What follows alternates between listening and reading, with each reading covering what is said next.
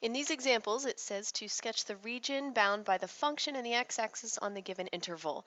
Then evaluate the definite integral by using a geometric formula if necessary.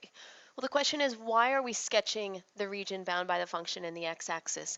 The definite integral, remember what it means. The definite integral on a to b an interval of f of x dx means the net area. The net area that is bound by the function and the x-axis. So that's why the directions are telling us to sketch that region. So first we have to decide what is the function.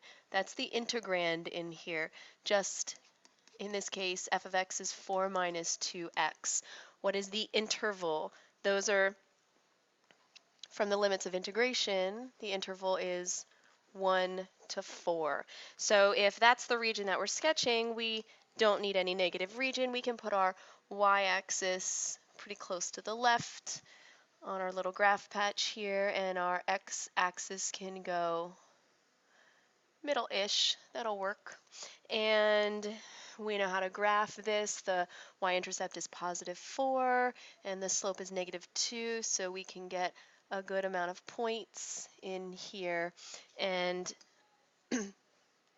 connect the points to create our function right there. We only want the interval on 1 to 2, 3, 4. Just this interval right there. So bound by the function and the x-axis.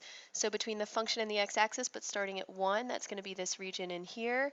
Bound by the function and the x-axis, start ending at 4, that's then going to be this region in here. So we're shading between the function and the x-axis. That's the area that we're looking for.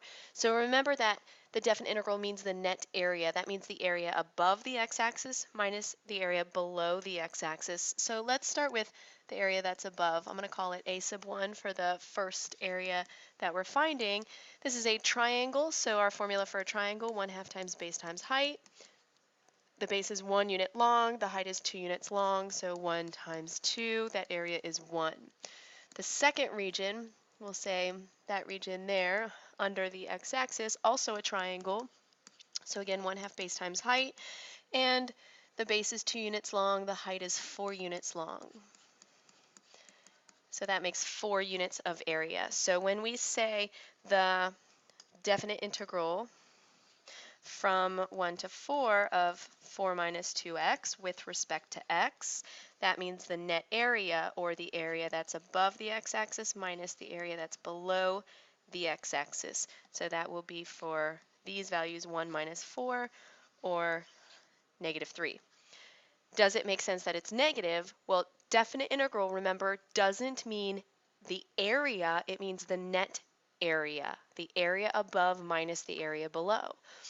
Well, how much area is above compared to what's below? There's more area below, so this is telling us that there's more area that's on the negative side of the graph, below the x-axis. Let's take a look at the next example. Here the integrand is x cubed, so the function is x cubed. The interval, looking at our limits of integration, negative 2 to 2, so the interval is on negative 2 to 2. So we'll probably need to put our y-axis right in the middle to get the most use out of this graph patch, and same with the x-axis there. And we know when we plug in 2 we get 8, so we need to be able to see up high, up that high. So 1, 1, and then 2 goes all the way up there to 8. It's past where we have our graph, 3, 4, 5, 6, 7, 8. That's pretty high up there. And then negative 1, and negative 2, and 5, 1, 2, 3, 4, 5, 6, 7, 8. So that's down here. So that's pretty low. And connect. Oh, I did not put it at negative 1, did I? I put at negative 1, 0. Let's try that again. And there we go. That's gonna make more sense. When we connect it,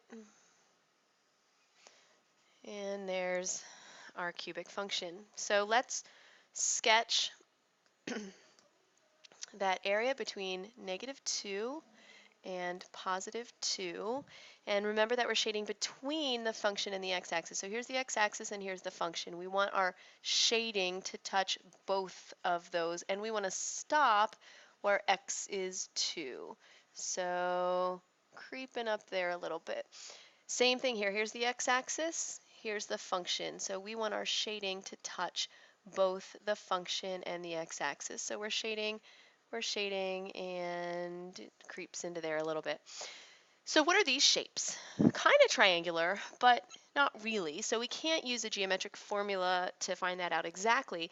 But remembering that the definite integral is the net area, how much there is above minus how much there is below, knowing the symmetry of the y equals x cubed function, how much area is compared to what's above and below?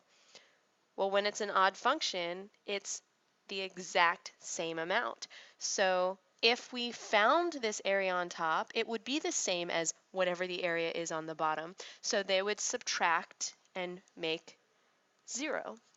So our definite integral from -2 to 2 of x cubed dx is 0, because the area above is the same as the area below. There is the same amount of area above and below the x-axis. And that's going to happen every time we have an odd function.